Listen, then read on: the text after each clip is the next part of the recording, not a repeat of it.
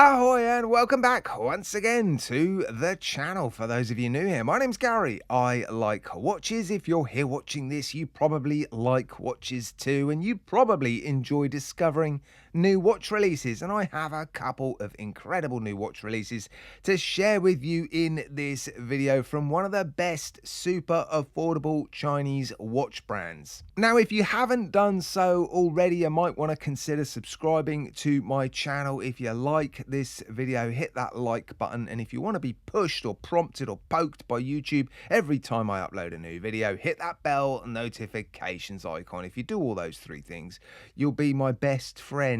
Recently, Addiesdive have been one of the most improved AliExpress / Chinese watch brands. They've been producing some incredible watches, and like a lot of AliExpress brands, they have their own dedicated .com website. And recently, they've been smashing it. There's been very few negative words shared about Addiesdive watches because they've just been nailing their, well, build quality, the specifications, the value for money, their prices. It's all outrageous. But I'm just wondering if the watches I'm going to show you in today's video are just a stretch too far. The production costs of these types of watches are higher because there's more parts, there's more raw material that has to be used. There's a bezel and a bezel insert and a sort of clicking action that has to be engineered and produced. And they've made these watches just unbelievably affordable, and they're still including Japanese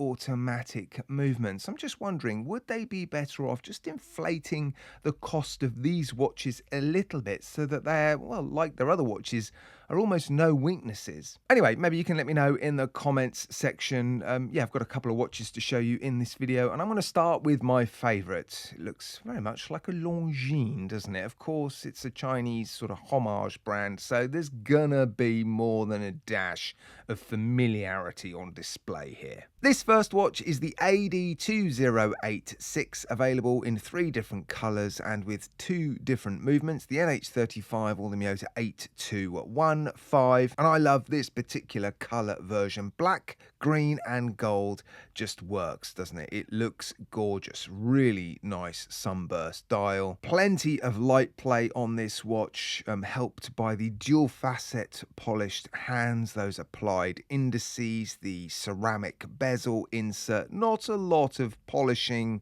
on the top surfaces, lots of polishing on the sides of the watch. There is some polishing on the case, on the crown guards, but yeah, it's just a good looking, pretty watch, isn't it? And it is, of course, a dive watch. You've got the date complication at the 3 o'clock, the 24-hour markers on the inner part of the dial, 5-minute markers on the chapter ring, and some of the specifications for the money are really quite remarkable. Ceramic bezel insert, sapphire crystal, 200 meters of water resistance, screw down crown, screw down case back, very nice case back as well, solid bracelet, solid end links, solid links, split pins, and the clasp is one of the weaknesses that I referenced at the beginning of the video. So they've definitely cut back in areas to save a little bit of money here and there, and that's where I'd like to see them continue to use things like solid clasps, you know, milled clasps, and maybe even with on-the-fly adjustment systems.